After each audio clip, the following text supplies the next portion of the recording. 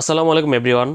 BPL এর শুরু লগ্ন থেকেই বিপিএল এর সবচাইতে বেশি যেসব দেশের ক্রিকেটাররা আধিক্য দেখা গিয়েছে সেটা হচ্ছে পাকিস্তান, শ্রীলঙ্কা এবং ওয়েস্ট ইন্ডিজের। বিশেষ করে পাকিস্তান এবং ওয়েস্ট ইন্ডিজের ক্রিকেটারদের উপর ভর করে কিন্তু বিপিএল এতদূর কিন্তু এগিয়েছে।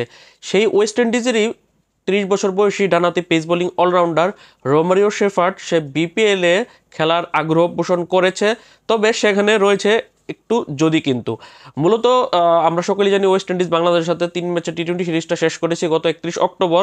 তারপর ম্যাচ শেষে বাংলাদেশি অনলাইন নিউজ পোর্টাল ক্রিকফেঞ্জিকে দেওয়া এক সাক্ষাৎকারে এই pace bowling all rounder Romario Shepherd জানিয়েছে যে যদি সময় সুযোগ হয় সেক্ষেত্রে সে বিপিএলে খেলতে আগ্রহী যদি তাকে সিলেক্ট করা হয়।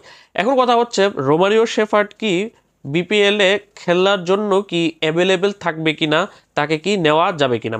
সবশেষ আইএল টি-20তে সে খেলেছে এমআই এমিরেটসের হয়ে। এমনকি আসন্ন যেই আইএল টি-20 ইন্টারন্যাশনাল লিগ টি-20-র যেই চতুর্থ আসরটা অনুষ্ঠিত হবে আগামী 2 ডিসেম্বর থেকে 4 জানুয়ারি, সেখানেও সে মুম্বাই ইন্ডিয়ান্স এমিরেটস অর্থাৎ এমআই এমিরেটস দলের হয়ে খেলবে, যেটা আইপিএলের একটি শাখা দল। এখন কথা হচ্ছে যে বিপিএল এর সময় কি সে অ্যাভেলেবেল থাকবে কিনা। ওয়েস্ট ইন্ডিজের আগামী নভেম্বরের 5 তারিখ থেকে একটা সিরিজ শুরু হচ্ছে নিউজিল্যান্ডের সাথে, যেখানে টি-20-র পাশাপাশি তারা টেস্টও খেলবে, যেটা শেষ হবে আগামী ডিসেম্বরের 22 তারিখ। তবে টি-20 সিরিজ শেষেই সে গিয়ে জয়েন করবে তার দল এমআই এমিরেটসের সাথে আইএল টি-20তে, কারণ আইএল টি-20 শুরু হবে আগামী 2 ডিসেম্বর থেকে, আগামী মাসের 2 তারিখ থেকেই। তারপর সেখান থেকে সে আইএল টি-20টা শেষ করবে আগামী 4 জানুয়ারি ফাইনাল, যদি তার দল ফাইনালে কোয়ালিফাই করে। তারপর তার দল অর্থাৎ ওয়েস্ট ইন্ডিজের ইন্টারন্যাশনাল খেলা শুরু হবে আগামী খুব সম্ভবত জানুয়ারি 27 তারিখ, যেটা চলবে ফেব্রুয়ারি 7 তারিখ পর্যন্ত, যেখানে সাউথ আফ্রিকার সাথে ওয়েস্ট ইন্ডিজ 5টা টি-20 ম্যাচ খেলবে। অর্থাৎ যদি বিপিএল 19 ডিসেম্বর শুরু হয় এবং 20 জানুয়ারির মধ্যে শেষ হয়ে যায়, সেক্ষেত্রে আইএল টি-20তে সে খেলবে 2 ডিসেম্বর থেকে 4 জানুয়ারি। তারপর কিন্তু 4 জানুয়ারি থেকে তার ইন্টারন্যাশনাল যে কমিটমেন্ট অর্থাৎ ওয়েস্ট ইন্ডিজ জাতীয় দল হয়ে যে টি-20 সিরিজ রয়েছে সাউথ আফ্রিকার বিপক্ষে জানুয়ারি 27 তারিখ থেকে, তার আগে কিন্তু একটা সময় ফাঁকা সময় কিন্তু রয়েছে। সেই হিসাবে কিন্তু সে চাইলে বিপিএলে এসে খেলতে পারে যদি তাকে বিপিএল দলের সাথে সংযুক্ত করা হয়। এখন অনেকের মনে প্রশ্ন জাগতে পারে, অনেক ক্রিকেটারই আছে আইএল টি-20-র পাশাপাশি তারা এসএ টি-20 বা বিগ ব্যাশ লিগে নিজেদের নাম লিখিয়েছে। এখন সে কি বিগ ব্যাশ লিগে বা এসএ টি-20তে যাবে কিনা।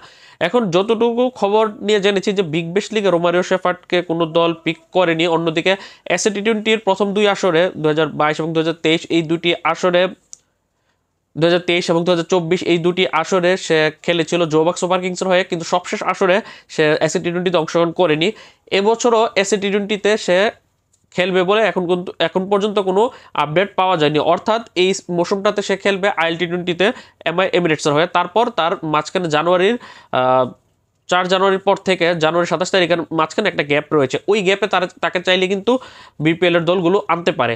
সেক্ষেত্রে এখন বিপিএল এর দলগুলো তার সাথে যোগাযোগ করাটাই সবচেয়ে বড় গুরুত্বপূর্ণ জিনিস। আমরা সকলেই জানি যে ওয়েস্ট ইন্ডিজের ক্রিকেটারদেরকে বিপিএল আনাটা এত বেশি কঠিন হবে না। রোমেরো শেফার্ড কিন্তু যদিও বিপিএলে তার খেলার অভিজ্ঞতা একদমই কম, 2024 আসরে সে চট্টগ্রাম চ্যালেঞ্জার্সের হয়ে খেলেছিল। সেখানে টুর্নামেন্টে 4টা ম্যাচ খেলে খুব ভালো পারফরমেন্স করেছিল। 4 ম্যাচ খেলে 6.73 কিলোমিটার 5টা উইকেট শিকার করেছে। পাশাপাশি ব্যাট হাতে 4 ম্যাচ খেলে 30 এভারেজ এবং 152 স্ট্রাইক রেটে 90 রান করেছিল। 150-তে একটা 50 রয়েছে 66 রানের দুর্দান্ত একটা ইনিংসও কিন্তু সে খেলেছিল। চট্টগ্রাম চ্যালেঞ্জার্সের হয়ে একটা আসর খেলেছে 2024 অর্থাৎ বিপিএল এর 10ম আসরে। তার আগে কখনো বিপিএল খেলেনি এবং তারপরেও অর্থাৎ সবশেষ গত 2025 বিপিএলও সে খেলেনি। এবছর যেহেতু একটা সুযোগ রয়েছে যে আমাদের আইএল টি-20-র সাথে আমাদের সংঘর্ষটা হচ্ছে মাত্র 10-15 দিনের, যদি আমরা 19 ডিসেম্বর বিপিএল শুরু হয় এবং আর ওইদিকে আইএল টি-20 জানুয়ারি 4 তারিখ শেষ হয়, সেই হিসাবে কিন্তু আমরা 15-16 দিনের একটা সংঘর্ষ তাদের সাথে হবে। তারপর থেকে কিন্তু রোমারিও শেফার্ডকে আমরা ফ্রি পাবো। সেক্ষেত্রে রোমারিও শেফার্ডের বা তার এজেন্টের সাথে যদি যোগাযোগ করতে পারে প্রপারলি বিপিএল এর দলগুলো, সেক্ষেত্রে রোমারিও শেফার্ডের মতো একটা পেস বোলিং, একটা hard hitter pace bowling all rounder কিন্তু বিপিএল এ মোটামুটি এক্সট্রা একটা অ্যাডভান্টেজ অ্যাড করতে পারবে। তবে যদি সময় ক্ষেপণ করা হয় সেক্ষেত্রে এমন হতে পারে আইএল টি-20 শেষে সে এসএ টি-20 বা বিগ ব্যাশ লিগেও কিন্তু জয়েন করতে পারে, যদিও এসএ টি-20তে জয়েন করার সম্ভাবনা বেশি যদি সে অ্যাভেলেবেল থাকে। সেক্ষেত্রে তাকে তাড়াতাড়ি তার সাথে যোগাযোগ করতে হবে। এবং বর্তমান পারফরমেন্সের কথা বললে এই যে সবশেষ সিরিজটা বাংলাদেশের সাথে সে খেললো 3 ম্যাচের টি-20 সিরিজ, সেখানে কিন্তু 3 ম্যাচে একটি ম্যাচে ব্যাট করেছে, সেখানে সে 13 রান করেছে। আর বল হাতে 3 ম্যাচ খেলে 7টি উইকেট শিকার করেছে, এর মধ্যে লাস্ট 2 ম্যাচে সে 6টা উইকেট শিকার করেছে। তাই এই ফর্মে থাকা রোমারিও শেফার্ডকে বিপিএল এর দলগুলো নিলে উপকৃত হবে বলেই মনে হচ্ছে। আপনার মতামত অবশ্যই কমেন্টে জানাবেন যে রোমারিও শেফার্ডের সাথে যোগাযোগ করে তাকে দলে নেওয়ার ব্যাপারটা আপনি কিভাবে দেখছেন। আল্লাহ হাফেজ।